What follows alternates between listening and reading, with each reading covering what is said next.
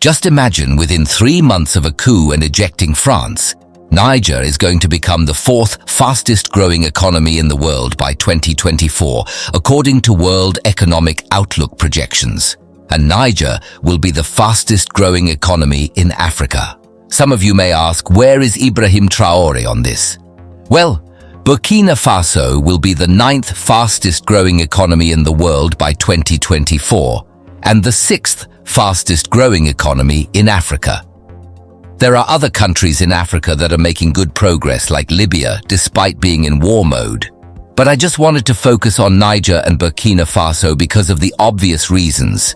You know, when Niger increased the price of uranium from 0.8 euros per kilogram to 200 euros per kilogram. Immediately after the junta ejected France, critics laughed at them. Now see who is laughing. Imagine French companies were selling Niger's uranium at $200 per kilogram and giving $11 to Niger. But 200 euros versus 0.80 euros? I wasn't prepared for that. Anyway, I want to say congratulations, Niger. Africa is rising, and this is our moment. Listen to this video. Even our thieves are not patriotic. When they steal from Africa, they invest in Europe. They don't believe. The minister said, fix our own government, get a governance system. The people in charge of governance systems steal and invest elsewhere as an indictment or an affirmation of their own incompetence and incapacity. But the second bit is that I think both His Excellency Moussa Faki, Professor Lumumba, and the minister indicated, when you grow a disconnect between the people who give you legitimacy, who are the ultimate resource for the transformation of any nation, when you grow a disconnect between your culture, Amilcar Cabral said, every revolution is first a cultural revolution. There were 200 coups in Africa between 1965 and 2012. In the 1960s, there was at least one coup every 60 days. In the 1970s, barely 18 years after Ghana's independence, at least 85% of African states had some coup experience or the other. And West Africa accounted for almost 44% of those.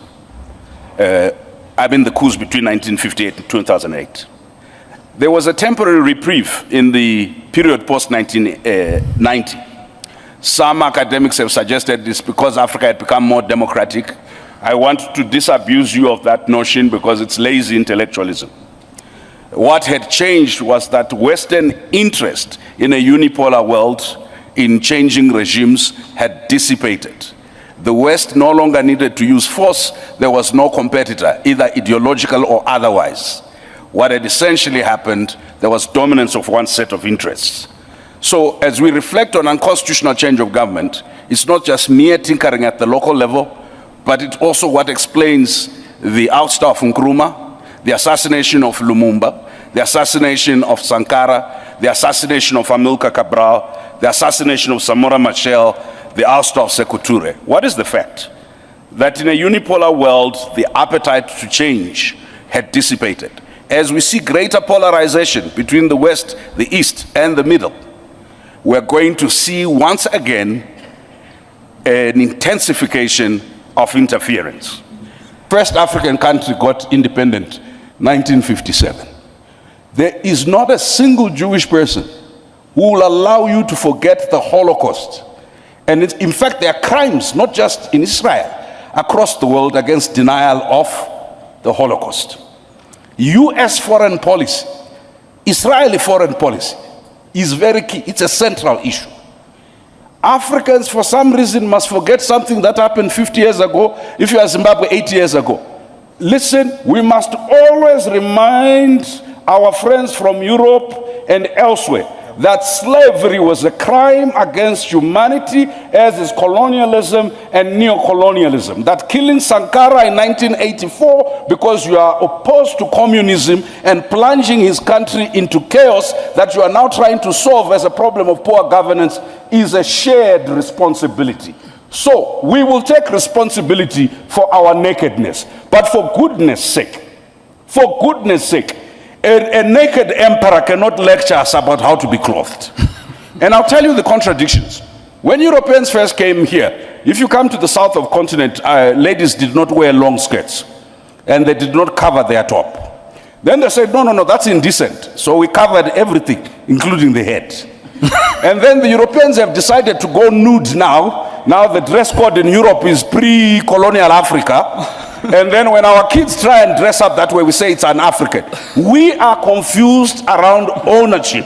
So lastly, Chairperson, the taboos. You see, Chairperson, we need to talk about global anti-black racism, the treatment of African migrant laborers in the Middle East, in the Arab world, and in the Asian world, and in Europe, is a matter for the African Union to constantly pronounce itself on.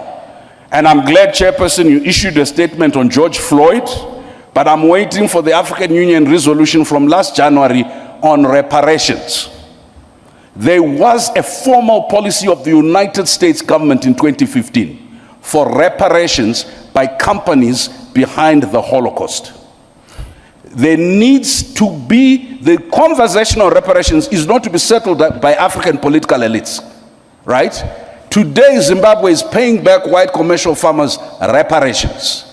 But when you talk about any reparations, it's like the black body is not worth repair. What we must do is endure, be resilient, go forward, don't look back, trudge on. But today with the scramble of Africa that PLO was talking about, they will interfere here whether we put in place the right policies or we put in place the good governance. Why? They need the lithium. And if your right policy is not consistent with their green energy transition that they control, they will take you out and they will cause instability. We cannot do it as single countries. We are not uniting because it's the good thing to do. We are not uniting because it's the principled thing to do. If we don't unite, we will perish. If each one of our small countries, as economically unviable as we are, rush in order to prove distinctiveness, I'll tell you what will happen. We will be so fragmented intellectually, politically. Our institutions will have no meaning. Let me end with something more positive. I think Pan-Africanism flavor is alive today. You adults, you only listen when you have had a few glasses of wine to Afrobeat. And of course, you don't like this thing. They're always singing about body parts and so on and so forth. I want to suggest to you, one of the most revolutionary things that the African Union, under the leadership of the chairperson here, has done is to talk about arts, culture, and heritage, not as entertainment, not as add-on, but as part of imagining the future economy, is to talk about the digital, not as part of little things you do, but as part of building the economy. All that's left now is how do we defend African art, culture, and heritage, not only in Africa, but globally. How do we make sure it is the mainstream of AFCFTA along with all the other big things we do? And how do we, in the digital economy, make sure we are not consumers of products that are produced elsewhere and not part of the production chain? Okay. If we do that, our Pan-Africanism is economic, our Pan-Africanism is cultural, our Pan-Africanism is intellectual, our Pan-Africanism is also spiritual. Just remember what Chinua Achebe said. We are not the children of Africa. We are the parents of Africa, because the Africa that we want is yet to be born. And we are the ones that history has charged with the responsibility to give birth to the Africa we want. So whatever we are frustrated with respect to the African Union, our responsibility is how do we make the normative frameworks and the institutions work, but how do we build the repository of expertise so that the African Union at any given time has access to the best brains, the best technical expertise in any field on the continent. The intervention in Iraq was couched in very benign terms. The intervention in Libya was couched in benign terms. I could give you 100 interventions where the justification, objectively speaking, was on the basis that there was evidence either of genocide or evidence. I'm sitting in Rwanda. The international community stood by as the genocide against the Tutsi happened. Yet in the same year, they were intervening in West Africa. The construct of benign and malign is controlled and related to the question of narrative and strategic self-interest.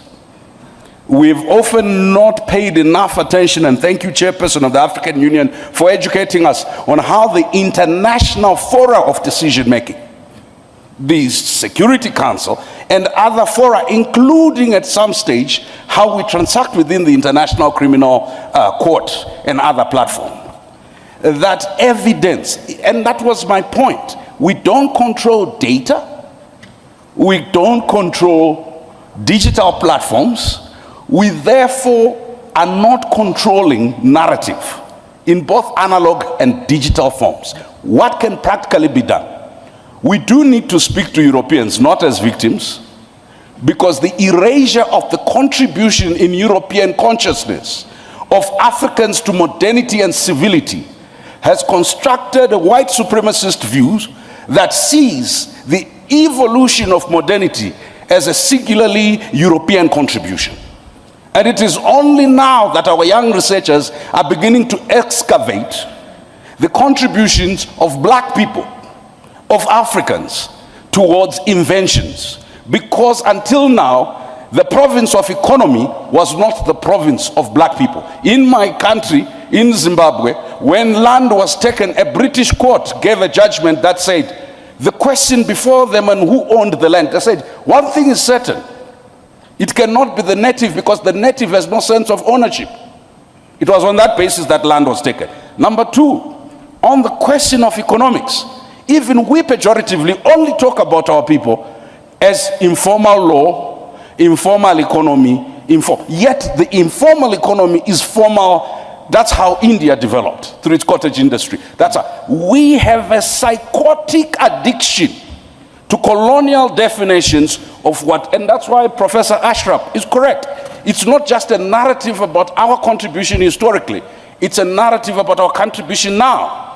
Our young people who developed M-Pesa, which is now being used globally, who developed Ushahidi, which has been used by over 300,000 organizations, including the Japanese, the US military, and the NATO forces, are never sufficiently credited. Why? Because it is not in the current psyche of most Europeans possible that Africans are anything else except the object of charity that deserve our mercy and our pity. Why? Because they are governed by tyrants, right?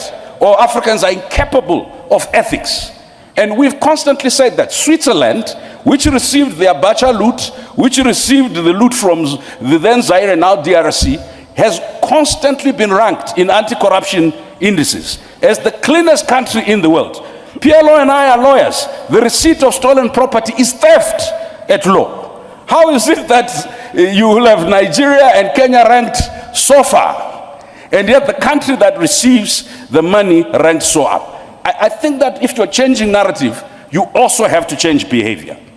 Our African leaders and citizens constantly confirm the European caricature, an object of pity.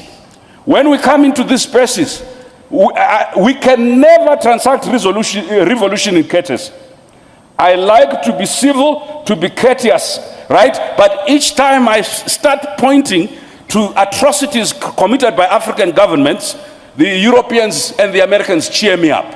Each time I refer to the historical atrocities and continuing atrocities committed first by governments and by companies that are dumping cyanide into our underground water and nuclear waste, right? You know what it is said? This is retrogressive. It's undermining investment. It's again, listen, we cannot win the narrative battle by arguing in pockets. They are happy us talking about our localized, indigenized oppression.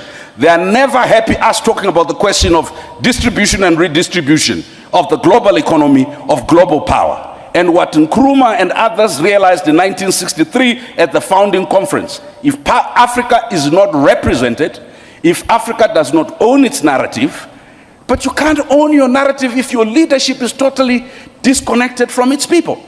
You can't own your narrative if your intellectuals are totally disconnected. We have underinvested in rural areas and slums where the majority of our people are. In fact, we treat them as security threats and they are over-policed. Number two, we have underinvested in our academic and research institutions. We'd rather bring McKinsey and bring Deloitte and Touch. They will help us do AU reform. Why? Because there are no African consultancies that we know.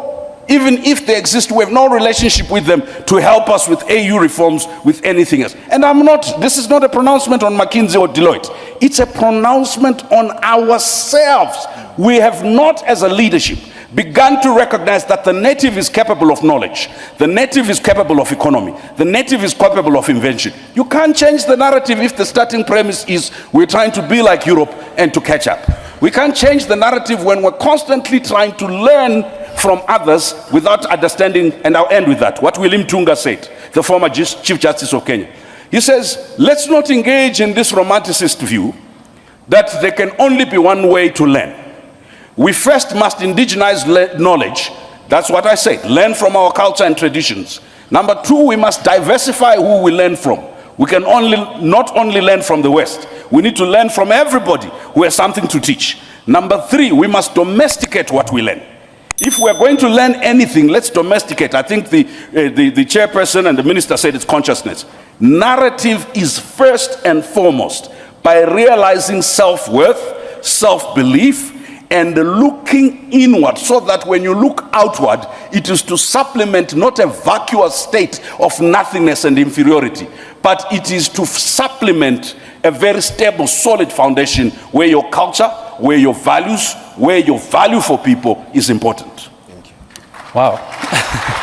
A people that cannot feed themselves, that depend on foreigners to feed them, will become slaves, either willingly or by force, until this continent assures its stomach infrastructure by its ability to feed itself, until this continent assures its mental infrastructure by the ability to think for itself and ideate. Then this continent will be thought for by others, fed by others. There's no liberty without these liberated intellectual zones and the ability to feed yourself. So interference happens because of our own inferiority and because of the supremacist views of others. Anyway, thank you for watching this video. Kindly consider hitting that subscribe button and give us your thoughts on the comment section below.